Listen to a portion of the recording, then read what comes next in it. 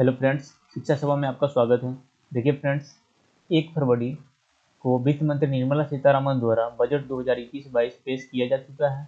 दोस्तों, आज इस वीडियो में हम लोग बजट और बजट 2021-22 से संबंधित जितने भी MCQ बन सकते हैं उसको देखेंगे। तो आप इस वीडियो को लास्ट तक जरूर देखिएगा। और हाँ, अभी तक शिक्षा सभा चैनल को सब्सक्राइब नहीं किया है तो चैनल को सब्सक्राइब जरूर कीजिएगा। अगर आपको यह वीडियो पसंद आता है तो यह वीडियो को अपने दोस्तों के साथ शेयर जरूर कीजिएगा। तो चलिए दोस्तों, शुरू करते हैं। पहला क्वेश्चन है कि किस वर्ष में पहली बार पेपर रहित यानी पेपरलेस यूनियन बजट पेश किया गया था? तो दोस्तों, इसका सही आंसर होगा ऑप्शन सी, 2021, क्योंकि हाल ही में वित्त मंत्री निर्मला सीतारमण द्वारा पेश किया गया है बजट 2021-22। अगर हम बात कर लेते हैं बजट 2021-22 के बारे में, तो निर्मला सीतारमण लगातार तीसरी बार पेश करने वाली पहली महिला बनी है। और अगर बात कर लेते हैं यह मोदी कैबिनेट का कैमा बजट था, तो दोस्तों यह 9वां बजट था जो कि 1 फरवरी को पेश किया गया है।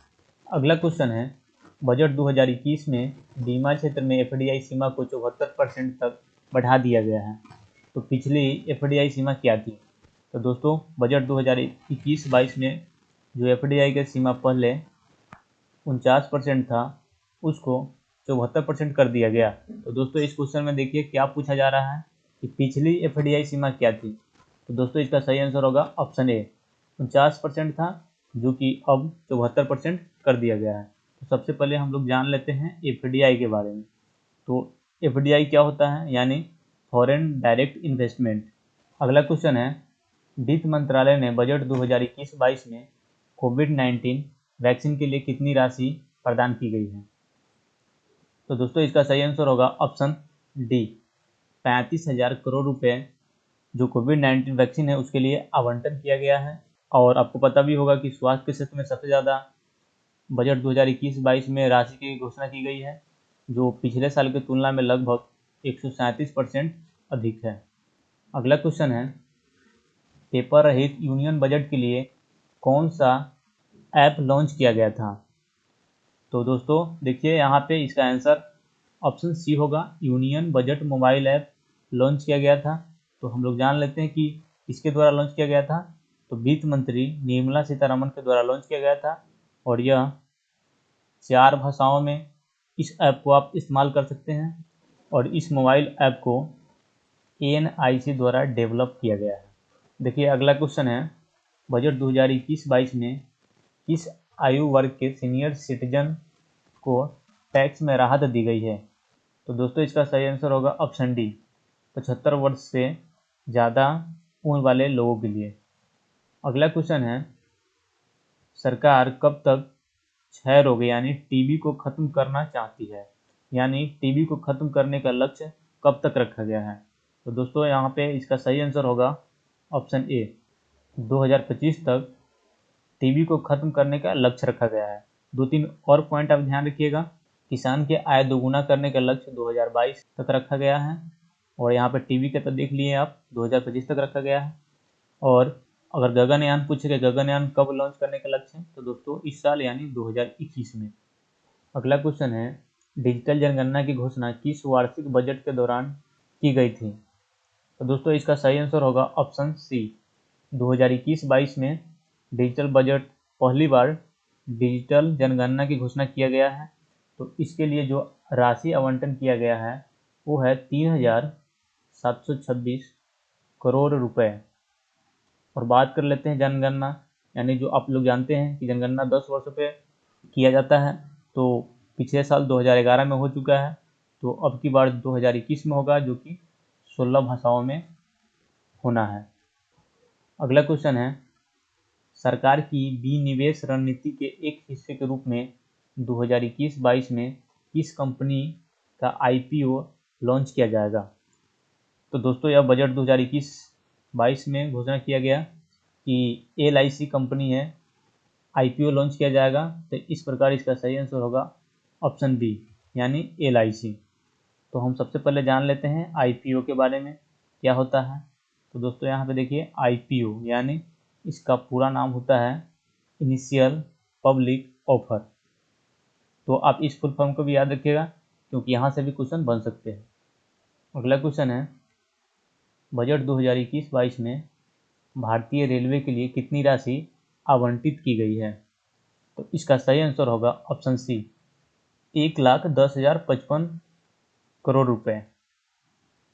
अगला क्वेश्चन है, केंद्रीय बजट 2021-22 में आयकर चोरी में कार्रवाई करने की सीमा 6 साल से घटाकर कितने साल कर दिया गया है? तो देखिए फ्रेंड्स, पहले आयकर चोरी की कार्रवाई में जो पहले 6 साल था उसको अब 3 साल कर दिया गया है। तो इसका सही आंसर ऑप्शन बी होगा। चलिए अगला क्वेश्चन देखते हैं। अगला क्वेश्चन है, बजट 2021-22 में शिक्षा के क्षेत्र में कितने राशि आवंटित किए गए हैं? तो देखिए फ्रेंड्स, इसका सही आंसर होगा ऑप्शन ए, 93,224 करोड़ रुपए। अगला क्वेश्चन है, आम बजट 2021-22 के अनुसार सेंट्रल यूनिवर्सिटी कहाँ बनाई जाएगी? तो दोस्तों यह भी वीआई क्वेश्चन है, क्योंकि बजट 2021-22 में वित्त मंत्री निर्मला सीतारमण द्वारा घोषणा किया गया कि लद्दाख में सेंट्रल यूनिवर्सिटी खोला जाएगा। तो इसका सही आंसर होगा ऑप्शन बी, लद्दाख। अगला क्वेश्चन है, केंद्रीय बजट 2021-22 के अनुसार किसानों की आय को दोगुना करने का लक्ष्य कब तक रखा गया है? तो दोस्तों हम लोग ऊपर डिस्कस कर चुके हैं कि किसानों के आय को दोगुना करने का लक्ष्य 2022 तक है और टीबी को खत्म करने का लक्ष्य 2025 तक है और गगनयान जो कि 2021 तक रखा गया है। अगला क्वेश्चन है, 2021-22 के अनुसार मानव रहित गगनयान मिशन किस वर्ष लॉन्च किया जाएगा? तो फ्रेंड्स इसका सही आंसर होगा ऑप्शन सी, जो कि यहाँ पे देखिए पहले हम बता चुके हैं कि इसका आंसर होगा ऑप्शन सी यानी 2021। अगला क्वेश्चन है, सरकार ने बीमा में एफडीआई की सीमा को 49% से बढ़ाकर कितना प्रतिशत कर दिया गया है? यानी फॉरेन डायरेक्ट इन्वेस्टमेंट, यानी पहले 49% था, अब इसको 74% कर दिया गया है। तो इस प्रकार इसका सही आंसर ऑप्शन बी होगा। चलिए नेक्स्ट क्वेश्चन देखते हैं। अगला हमारा क्वेश्चन है कि वित्त मंत्री निर्मला सीतारमण ने बजट 2021-22 में कृषि क्षेत्र के लिए ऋण को बढ़ाकर कितने लाख करोड़ रुपए करने का लक्ष्य रखा है? तो इसका सही आंसर होगा ऑप्शन सी, 16.5 लाख करोड़ रुपए। नेक्स्ट क्वेश्चन है, केंद्र सरकार द्वारा उज्ज्वला योजना किस वर्ष लॉन्च किया गया था? तो दोस्तों यह क्वेश्चन इसलिए इम्पोर्टेंट है क्योंकि यह बजट 2021-22 में वित्त मंत्री निर्मला सीतारमण द्वारा इसमें कुछ बदलाव करने की घोषणा किया गया है। इसलिए अगर क्वेश्चन पूछा जाए कि उज्ज्वला योजना किस वर्ष लॉन्च किया गया था, तो 1 मई 2016 को यह लॉन्च किया गया था। इस प्रकार इसका सही आंसर ऑप्शन सी होगा। अब हम लोग जान लेते हैं उज्ज्वला योजना के बारे में। इस योजना के द्वारा महिलाओं को मुफ्त एलपीजी कनेक्शन प्रदान किया जाएगा। अगला क्वेश्चन है, बजट 2021-22 के अनुसार बैंक जमाकर्ताओं के लिए जमा बीमा 1 लाख से बढ़ाकर कितना लाख कर दिया गया है? तो 1 लाख से 5 लाख कर दिया गया है। तो इस प्रकार इसका सही आंसर ऑप्शन बी होगा।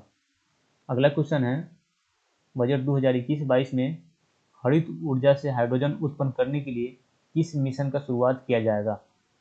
तो फ्रेंड्स इसका सही आंसर होगा ऑप्शन बी, राष्ट्रीय हाइड्रोजन मिशन का शुरुआत किया गया है, जिसके द्वारा हरित ऊर्जा हाइड्रोजन उत्पन्न करने के लिए, जिसका उद्देश्य है हरित ऊर्जा से हाइड्रोजन उत्पन्न करना। अगला क्वेश्चन है, बजट 2021-22 के अनुसार किस राज्य में बहुउद्देशीय समुद्री शैवाल पार्क को स्थापित किया जाएगा?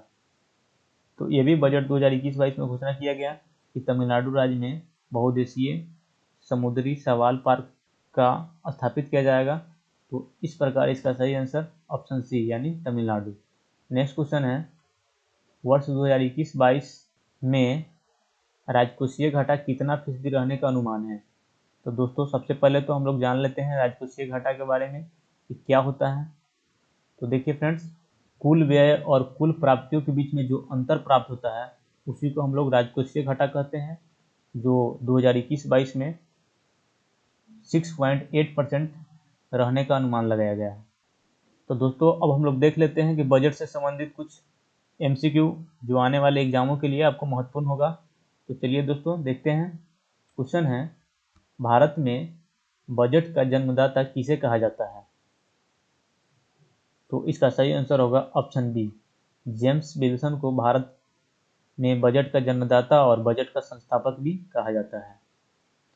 अगला क्वेश्चन है, भारतीय संविधान के किस अनुच्छेद में वार्षिक वित्तीय विवरण तैयार करने का उल्लेख है?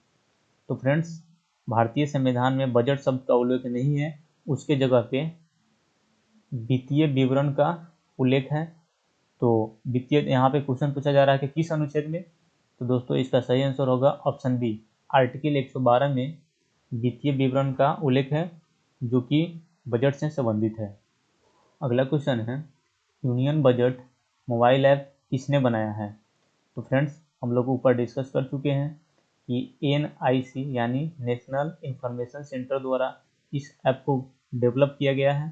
तो इस प्रकार इसका सही आंसर ऑप्शन सी होगा। और किसके द्वारा लॉन्च किया गया? तो वित्त मंत्री निर्मला सीतारमण के द्वारा लॉन्च किया गया है, जो 4 भाषाओं में उपलब्ध है। अगला क्वेश्चन है कि किस वित्त मंत्री ने सबसे ज़्यादा यानी 10 बार बजट पेश किए थे? तो फ्रेंड्स, इसका सही आंसर होगा ऑप्शन बी, मोरारजी देसाई द्वारा सबसे ज़्यादा बजट यानी 10 बार पेश किए हैं। अगला क्वेश्चन है, वार्षिक बजट पेश करने वाली देश की प्रथम महिला कौन थी? तो फ्रेंड्स, इसका सही आंसर होगा ऑप्शन बी, इंदिरा गांधी। अगला क्वेश्चन है, भारत का वित्तीय वर्ष प्रारंभ होता है। तो फ्रेंड्स, भारत का वित्तीय वर्ष 1 अप्रैल से लेकर 31 मार्च तक चलता है। तो देखिए यहाँ पे क्वेश्चन पूछा जा रहा है कि भारत का वित्तीय वर्ष प्रारंभ होता है, तो कब से प्रारंभ होता है?